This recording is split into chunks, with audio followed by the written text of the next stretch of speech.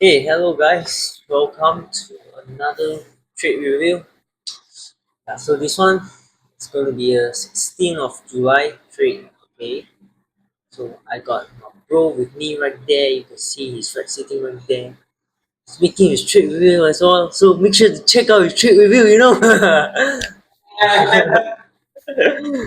Anyways, let's get into it. So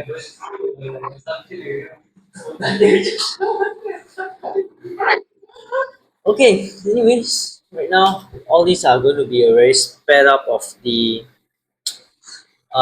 full trading session because I want to say that every trade that I take is actually based on not just the 1 hour macro. No, not just the silver bullet timing or not just the 20 minutes macro, which is 950 to 1010 macro or sometimes 1050 to 1110 macro. So everything is based on narrative. So the first session we're going to see is narrative, like why do I expect price to do what it does. So let's get into it. So you can see that actually I am bearish because I was just looking for this clustering new day opening gap, and yeah, we indeed tagged into it, and using the previous day's first presented fairly gap, as well as we did took out the pre-market session buy side liquidity 830 high right here. So already taken, and so generally what we will look for is after buy side is taken, generally the algorithm will look for sell side because price tend to just do like that to allow smart money to offset their positions. So they accumulate shorts here. So what they have to do is they have to buy back from the willing sellers here. So that's the market efficiency paradigm, which is ICT concepts anyway. So for me to go long, I want to see manipulation stage happen first, which is I want to see price trade lower, the Judah swing, and that is exactly where I want to accumulate my longs. And right now we have it's 9:30, and so basically just waiting for the first presented failure gap because after 9:30 and we did not even get a first presented failure gap. So that is also another signal why you can see that I'm sitting still, not even loading, not even logging in. Okay, but after I see the displacement right here, you can see that I log in into my M Futures account to hunt for a setup because to me all these are maximum carnage already. We really took out buy side, then we trade to sell side. Okay, then we are trading approaching the new week opening gaps right now, breaking the time distortion. We have 950 macro also, so everything is just basically a green light for me to look for an entry. So yeah, as you can see that we use the new day opening gap, trade lower towards the new day to new week opening gap using the event horizon, and we have the first presented fair gap right here. So that to me is a very easy and obvious draw, especially after we already have the Judah swing and we have time behind us.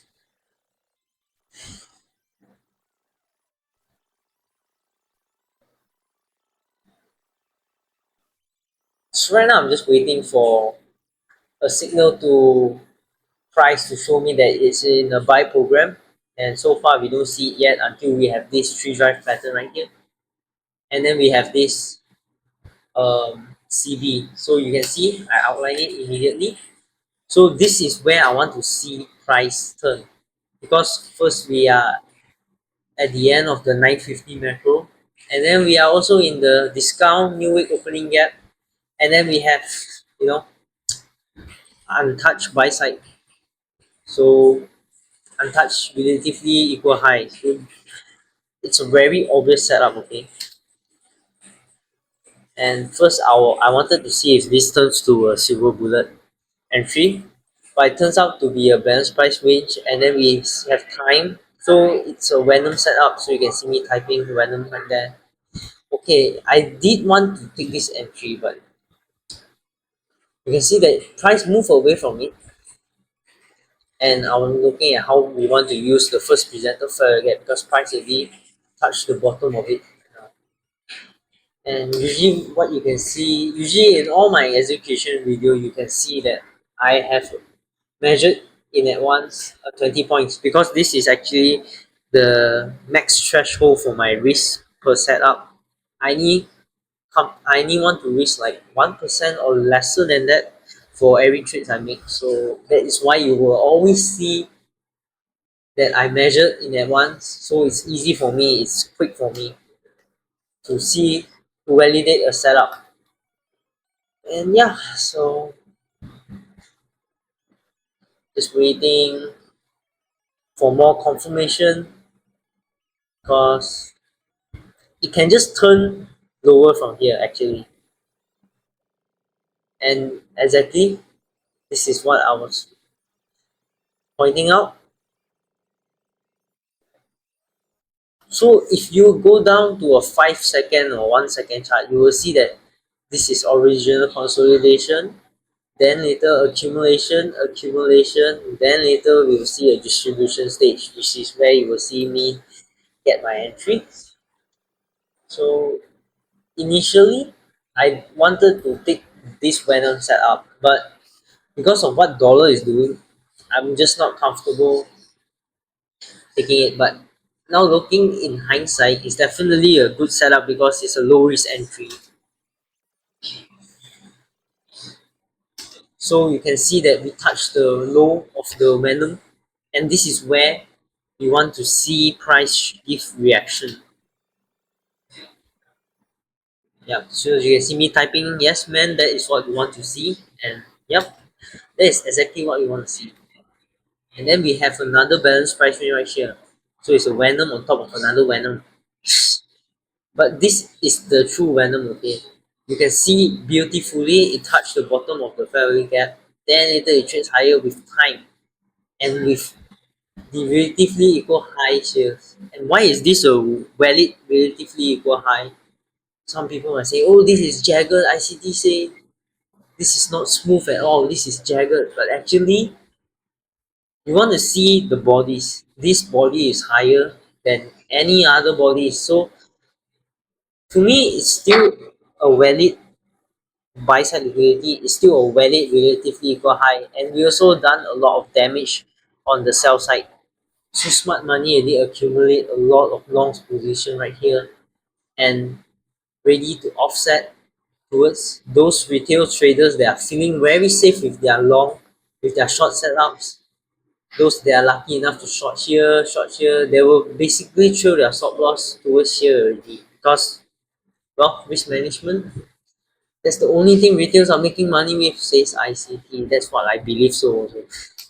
So yeah, just taking an entry right here. Looking at that, I wanted to use that as an entry because that's immediate rebalance. So right now, um, just waiting for confirmation, a little bit more confirmation to see if we are in the buy program.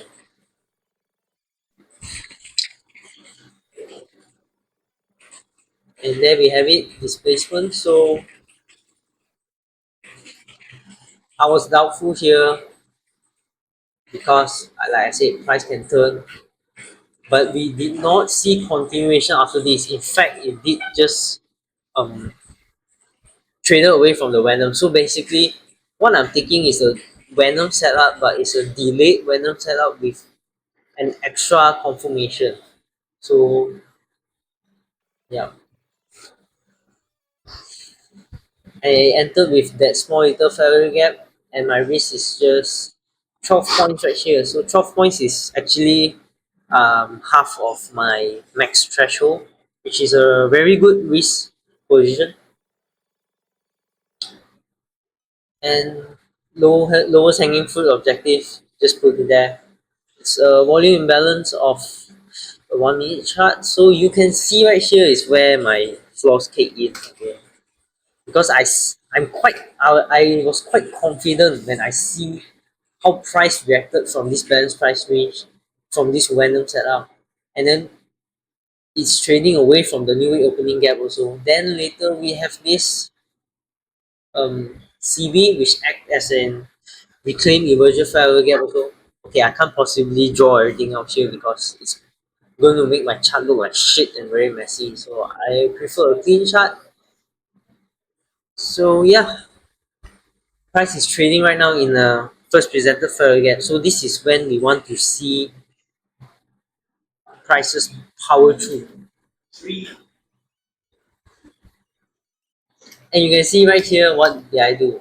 It did tag my TP, the lowest hanging fruit objectives, but because of what I see in price, I got confident and I just set it to break even because I decided to, okay, maybe we can see trade a bit further. So so this is what I've done. And right now I'm expecting my take profit to be tagged anytime within 2-3 minutes because it's very close to a new day opening gap as well.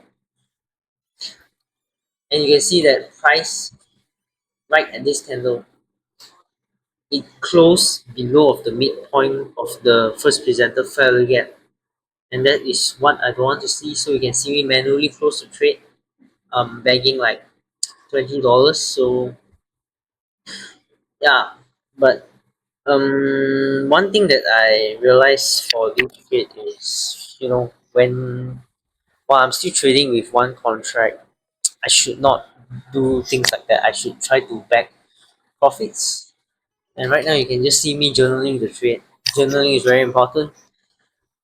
So yeah, that's basically the whole trade, and it just reminded me of my weakness again, which is taking profits away. Taking profits is my weakness, and I have set the rules to overcome it, which is, once I place the take profit in lowest hanging fruit objectives, I don't shift the stop. I don't shift the take profit at all. But you can see that I done it here, and it cost me like 10 points.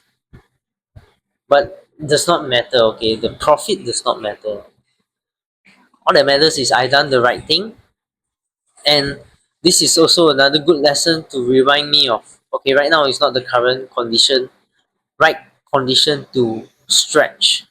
So, well, if you want to stretch out a bit, like in trading, well, better do it in a better market condition. But right now, with everything happening around the world, market is very fickle right now. So this calls for nimble trading, and I'll try not to repeat this kind of mistakes anymore. Because yeah, like I said, weakness are always the things that make us fail. So if you want to make money, you got to pay the trader. And since I only have one contract, the only thing I can do right now is secure a meal ticket and get a free ride to see I if I can bag more profits. And you can see right here, okay, this is my journal. You can see right here that my initial target did get tagged.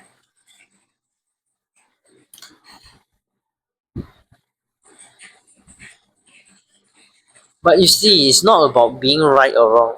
It's about being profitable only. And this was where I pulled my stop loss, but it done so in a very high resistance run manner. Yeah, that's why,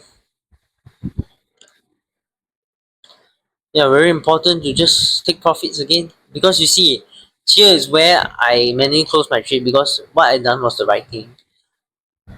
Because I did shift my stop loss better than break even. This would have just caused it to be a break even trade and covering costs, but I wouldn't feel comfortable with that because I need like 0.5% more to reach my weekly target, which is 2%. And thanks to this trade, I did back 2% for this week. I stopped for the rest of the week, contented with enough, and just trying to fix my drawdowns right now. And yeah, adding last year profits, I'm at a better than break even stage, but to me, it's still not enough. Just gonna keep doing the same thing keep doing the right thing, and I believe by end of this year we'll probably see some nice results, because worst to worst is just going to be break even only. So yeah, like I said again, just keep doing the right thing. Right now, the only difference for me right now and last time is right now I can see the end of every losing trades. I can see the end of every drawdown.